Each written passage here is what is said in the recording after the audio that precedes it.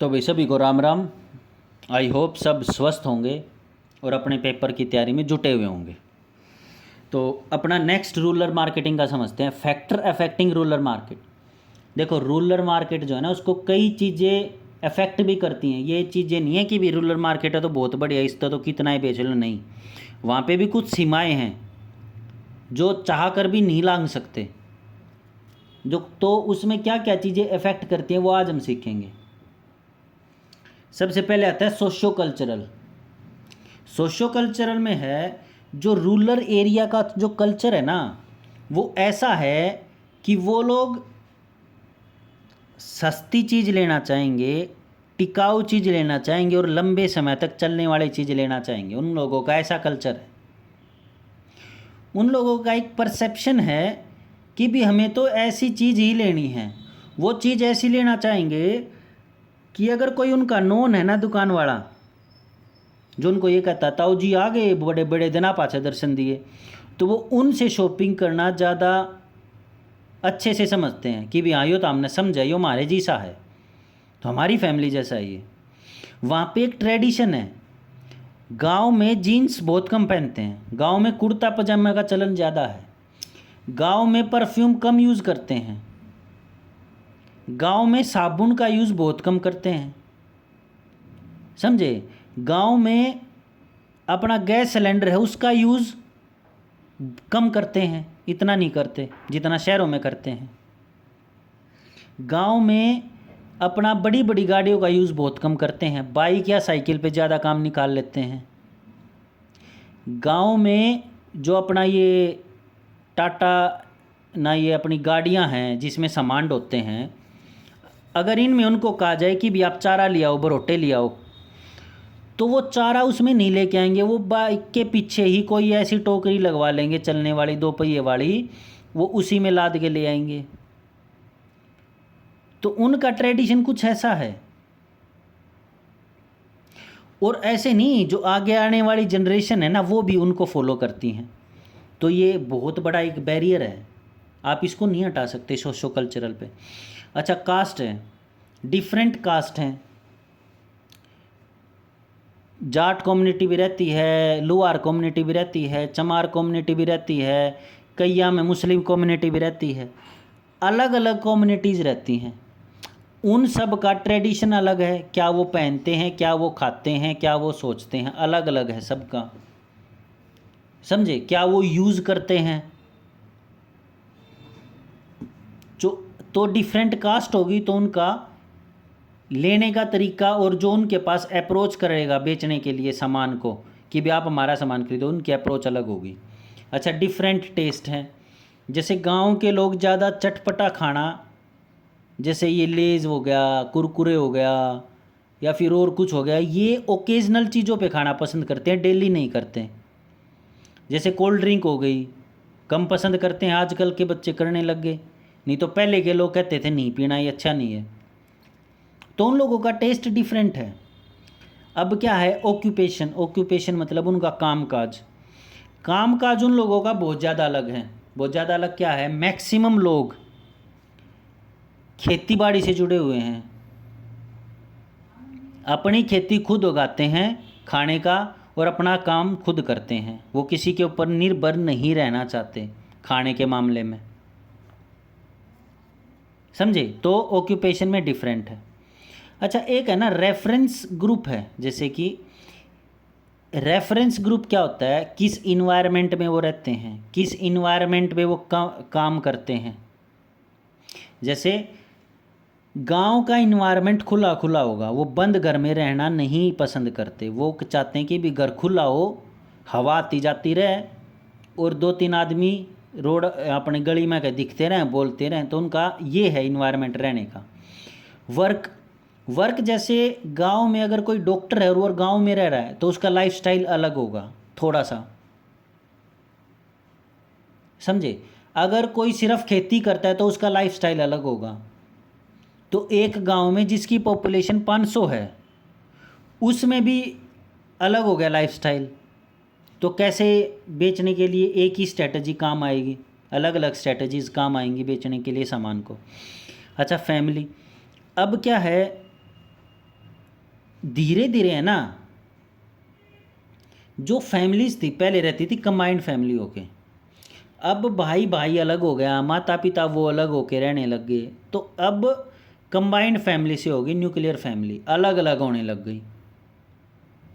समझे? किसी को कोई प्रॉब्लम है, किसी की बनती नहीं है, किसी की वाइफ ऐसी है कि उसको अपने घर पे अपनी चलानी है, किसी की माँ ऐसी है कि वो अपनी बहू को पीटती है, किसी का हस्बैंड ऐसा है कि वो अपनी माँ को गालियाँ देता है, किसी की माँ ऐसी है या किसी का पिताजी ऐसा है। हर घर में अलग अलग समस्याएं हैं, जिसकी वजह से न्यूक्लियर फैमिली होने लग रही है।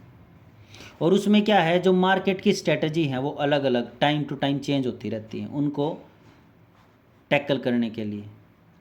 अब रोल एंड स्टेटस क्या है, कास्ट जो ना बहुत बड़ा रोल, इम्पोर्टेंट रोल प्ले करती है गांव के अंदर में।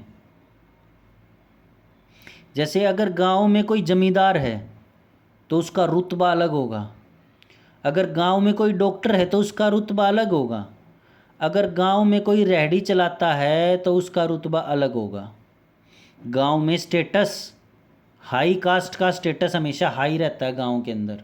ये कहते हैं कि यो तो है जाट से, यो तो भाई बढ़िया है, रुपया वाली पार्टी है, रिश्ते तो बढ़िया तरिया बोलो, ऐसा कहते हैं। समझे? अब यह आ गया अपना सोशो कल्चरल। अच्छा, विलेज कम्युनिटी भी समझ लिया अपने, कास्ट सिस्टम भी समझ लिया, सोशो कल्चर होगा। अब अपन नेक्स्ट चैप्टर पे चलते हैं, डेमोग्राफिक। डेमोग्राफिक होता है जैसे वहाँ का रहन सहन, वहाँ के लोग किस इन्वायरमेंट में रहते हैं, वो होता है डेमोग्राफिक। जैसे एक रूरल पॉपुलेशन की जो ग्रोथ है ना, वो इतनी ज़्यादा नहीं है जितनी शहर के अंदर ग्रोथ होती है। हर कोई गाँव में लेकर के शहर में जाना चाहे है, हर कोई। और एक एज फैक्टर बहुत बड़ा है डेमोग्राफिक में। जैसे जवान 18 से लेके 40 तक की एज के कितने हैं, तो उनके लिए मार्केट स्ट्रेटजी अलग होगी। वो लोग क्या है, थोड़ा फास्ट फूड खाना पसंद करेंगे, वो अच्छा खाना भी पसंद करेंगे, उनके taste time to time change होते रहेंगे। कईयों को उस टाइम पे दारू भी चाहिए होगी, तो अलग अलग हो गए।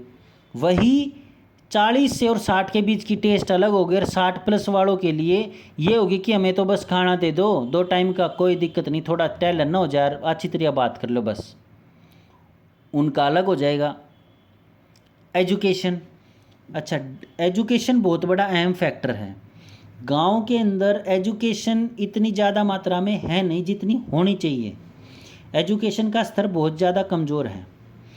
तो अगर एजुकेशन का स्तर कमज़ोर होगा तो जो बंदा गांव के अंदर सामान बेचना चाहेगा उसके लिए हाई फाई स्ट्रेटजी काम नहीं करेंगी, क्योंकि जो ये कम पढ़े लिखे हैं ये समझ ही नहीं पाएंगे कि है कि यो प्रोडक्ट यो बेचना के चाहे यो कहना के चाहे।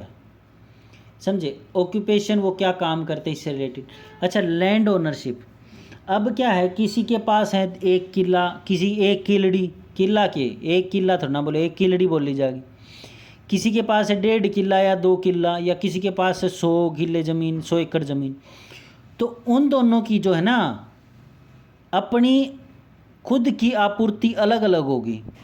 100 किले हैं उसके पास आप आओगे कि भी फोर्ड का ट्रैक्टर ले लो, जिसके पास 1 किला है उसके पास आओगे कि जी आप न्यू करो आइसर ट्रैक्टर ले लो, या कोई और ट्रैक्टर ले लो जिसकी किस्त हम कम बना देंगे। समझ रहे हो? तो ये हर एक को टैकल करने का तरीका अलग होता है। अच्छा, एक फिर होता है अपना फिजिकल इन्वायरमेंट। अब ये चैलेंजेस बता रहा हूँ मैं, क्या क्या चैलेंजेस हैं जो भी बता रहा हूँ, समझे? अब आ गया अपना फिजिकल इन्वायरमेंट। फिजिकल इन्वायरमेंट के बाद अपना टेक्नोलॉजिकली पॉलिटिकल टेक्नो। अच्छा, फिजिकल इन्वायरमेंट क्या है,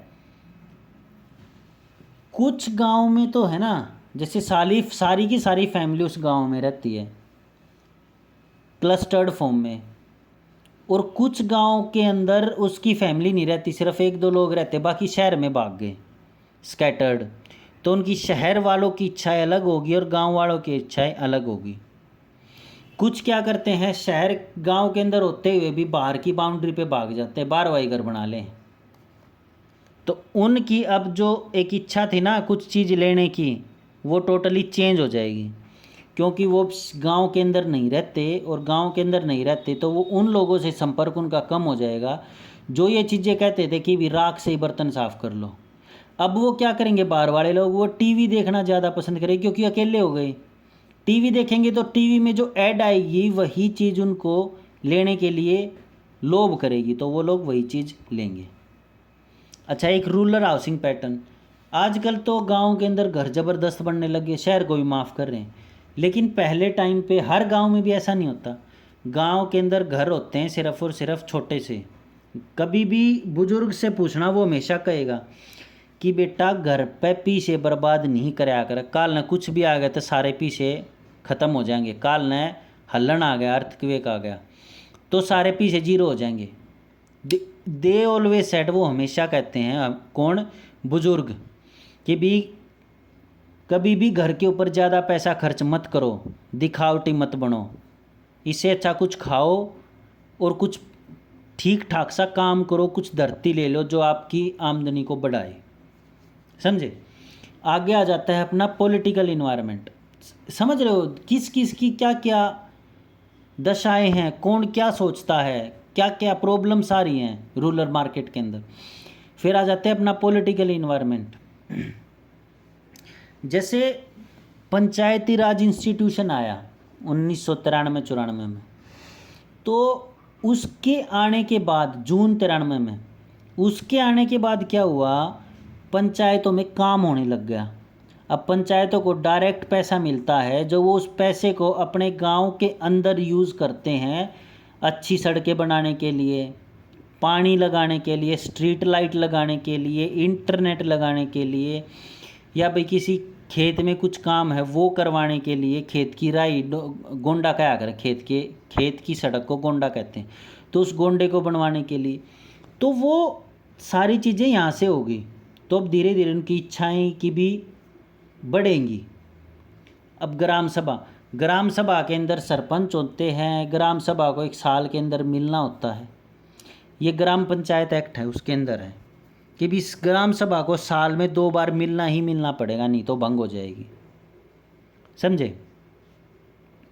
SCPO है, सोशल एजुकेशन पंचायत ऑफिसर, या फिर ब्लॉक BDPO है, BDPO block development panchayat officer. अगर ये 2 बार नहीं मिले ना तो BDPO सरपंच को हटा देगा, सस्पेंड कर देगा।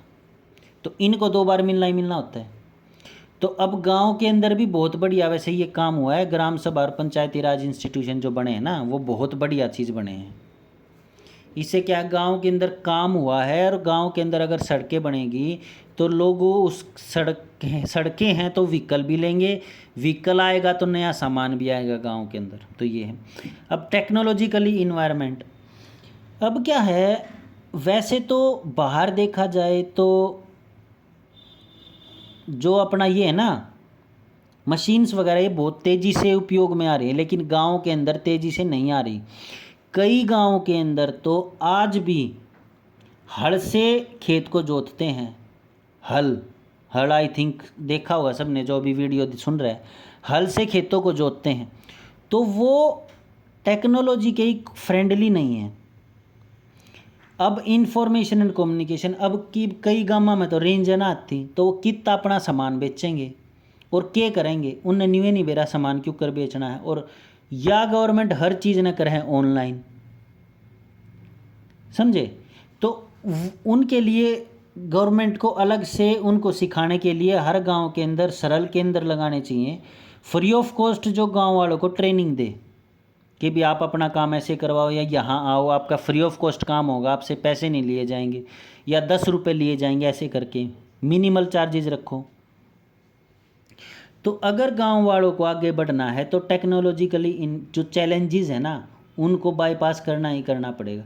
जैसे मैकेनाइज, जैसे इसका है ना मशीनी का, मशीन को कैसे कर सकते हैं, हर गांव में 2-3 मशीन दे दो जो डायरेक्ट सरपंच के अंडर में होंगी।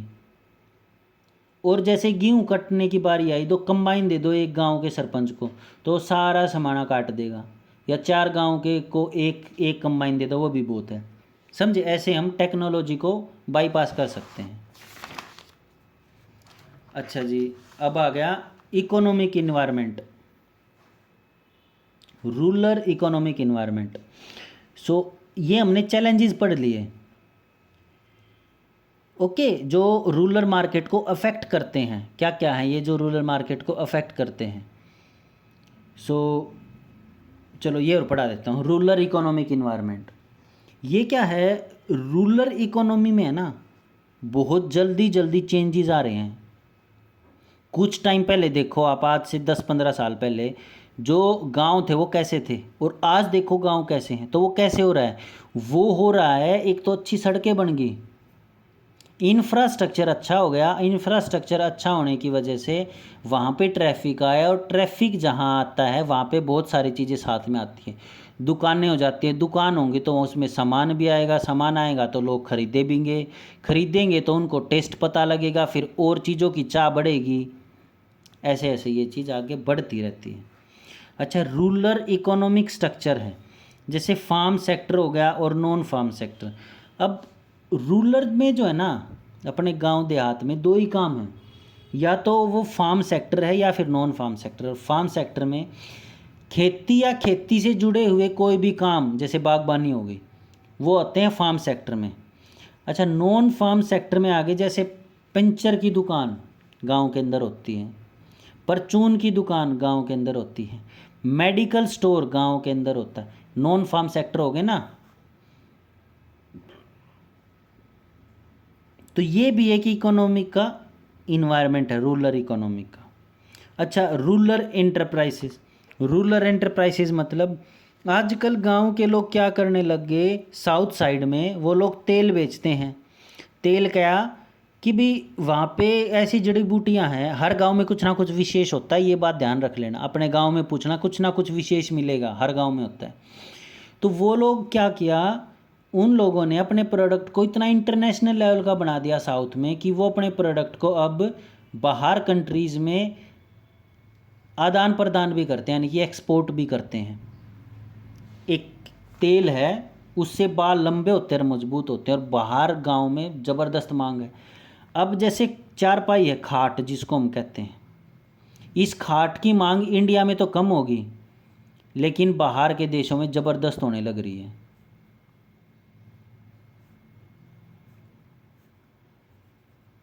समझे? इसका रीज़न क्या है? इसका रीज़न है कि वो उन लोगों को अब इस टेस्ट का पता लगा है कि भाई ये टेस्ट है, अच्छा रे। तो एंटरप्राइजेस रूरल इकोनॉमी में बढ़ रहे हैं धीरे धीरे। अच्छा, अब हम करते हैं next topic, segmentation of rural market. अच्छा, रूरल मार्केट का सेगमेंट कैसे करेंगे, ये टॉपिक नेक्स्ट में पढ़ाएंगे। सो आज के लिए इतना बहुत है, इतना याद कर लेना, वो भी बहुत है। Segmentation next topic next video में करवाता हूँ। नेक्स्ट वीडियो में ट्राई करूँगा 2 और वीडियो में आपका ये कंप्लीट हो जाए, 2 नहीं 3 लगेंगे, 3 मोर वीडियोस, और आपका रूरल मार्केट बिल्कुल ख़त्म। अगर वीडियो पसंद आया हो तो लाइक कर देना, चैनल सब्सक्राइब कर लेना, ताकि आने वाली वीडियोज़ आप CET 56 और 57 ग्रुप है जो, उससे पहले आप देख सकें और अपना अच्छे से तैयारी कर सकें, और अपना टेस्ट देते रहना डेली, एक test. All the very best and signing out.